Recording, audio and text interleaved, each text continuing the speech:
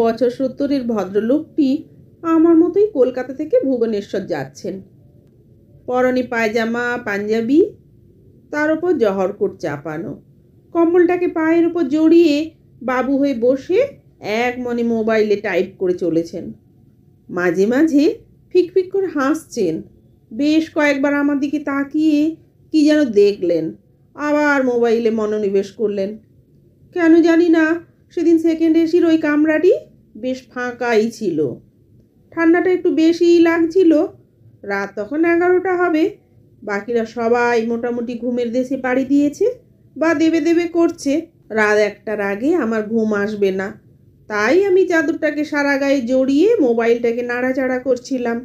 ভদ্রলোকটি চোখ থেকে হাই পাওয়ারের চশমাটা খুলে আমার দিকে তাকিয়ে জিজ্ঞাসা করলেন, কি ঠান্ডা লাগছে মাইশন? ভদ্রলোকটিকে দেখে আমার শিক্ষক বা প্রফেসর মনে হচ্ছিল। বেশ একটা পার্সোনালিটি তার সারা শরীরের ভাষায় প্রকাশ পাচ্ছিল। তার উপর ওনার মুখে মাইশন কথাটি শুনে আমি একটু নড়ে চড়ে বসলাম। বললাম, তা একটু লাগছে। ভদ্রলোকটি বললেন, এক্ষুনি লাস্ট কফিওয়ালা উঠবে, একটু কফি খেয়ে নাও, দেখবে ভালো লাগবে। ঠিক তাই, দুজনেই কফি নিয়ে বসলাম।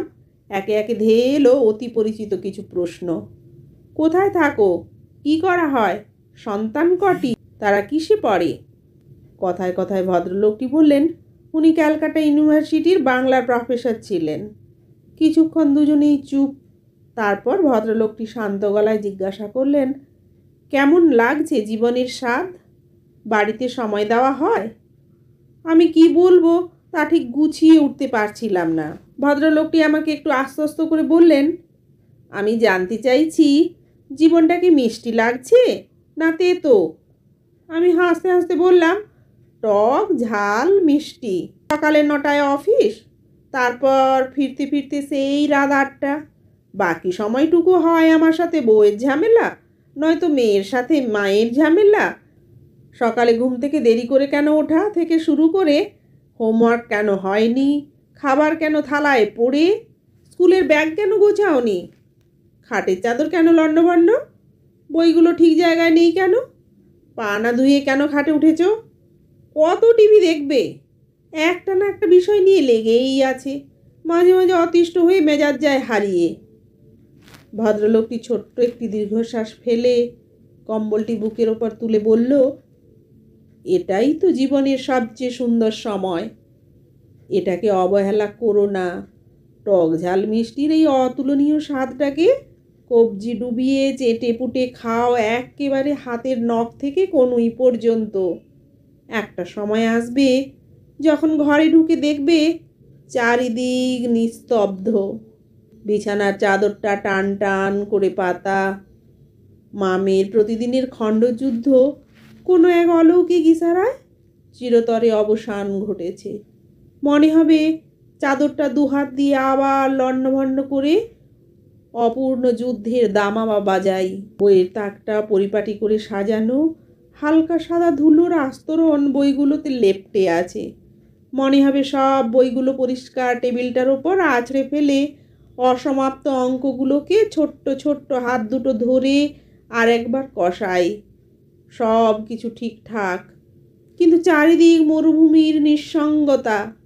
সন্তানের পরিচিত গন্ধকে একটিবার পাওয়ার আশায় এঘর ওঘর শুধু ঘুরপাক খাওয়া। বাড়ি থেকে বেরোবার সময় পেছনে নড়বে না কোনো আদুল হাতের টাটা। টিভিটা আপন মনেই চলতে থাকে, কেউ কেড়ে নেয় না রিমোটটা অযথা বাহানায়। খাবার টেবিলেই শুকোতে থাকে এঁটো হাত, কেউ ছোবল দেয় না আর ডিমের কুসুমে। মোবাইলের ওপারে আদুরে আওয়াজ প্রতিদিন থেকে প্রতি সপ্তাহে, প্রতি সপ্তাহ থেকে প্রতি মাসে গিয়ে ঠেকবে। দুদিনের জন্য আসবে, যাবার সময় ব্যাগের ভিতর নিয়ে যাবে হাঁটি হাঁটি পা পা থেকে একটু একটু করে গড়ে তোলা সব স্বপ্ন। দৃষ্টিশক্তি ধীরে ধীরে লোপ পাবে, বাড়বে শুধু ওষুধের সংখ্যা। অনিদ্রায় চোখ দুটো হয়ে উঠবে আরও নিশাচর। ভদ্রলোকটির প্রতিটি কথা ট্রেনের বিকট আওয়াজ পেরিয়ে বুকের ভেতর যেন তীরের মতো বিঁধছিল। আমি বললাম, তাহলে বাঁচার উপায়? ভদ্রলোকটি একটু ধরা গলায় বললেন, শীতের ঝরা পাতার মতো যদি ঝরে পড়ো, তবে কেউ ফিরেও তাকাবে না। ওপরে সবুজ পাতার দিকে তাকিয়ে থাকতে থাকতে অচিরে বিলীন হবে মাটির বুকে। সবুজ পাতার মতো ফুটে উঠতে হবে ওই জীর্ণ বটবৃক্ষে। পুরনো বন্ধুদের সান্নিধ্যের আগুনে মনটাকে সেঁকতে হবে, ঠিক যেমন কনকনে শীতের রাতে কাঁপতে কাঁপতে এক টুকরো আগুনকে ঘিরে ধরে একটু ভালো লাগার উষ্ণতা, সারা শরীরে মাখতে ইচ্ছা করে।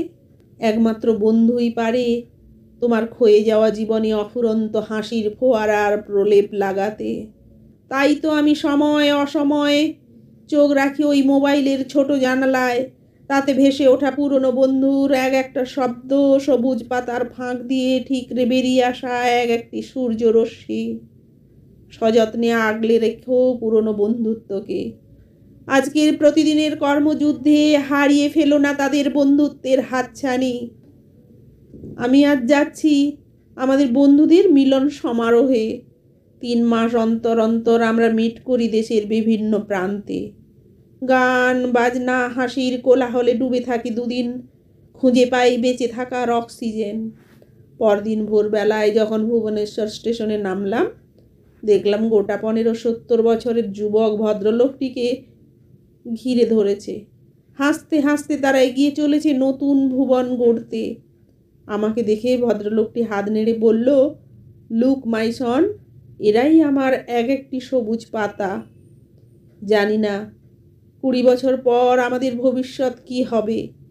জানি না মোবাইলে টাইপ করার শক্তি হাতে মজুদ থাকবে কি না। হয়তো ধীরে ধীরে চোখের দৃষ্টি আবজা হয়ে আসবে। গ্রুপের গানের আসর হয়তো তখনও একই রকমভাবে জমে উঠবে। কিন্তু হঠাৎ করেই বেঈমান হয়ে উঠবে আমার শ্রবণ শক্তি। আস্তে আস্তে শিথিল হবে আমার স্মৃতিশক্তির বাঁধন। তবু থেমে যেন না যায় বন্ধুত্ব।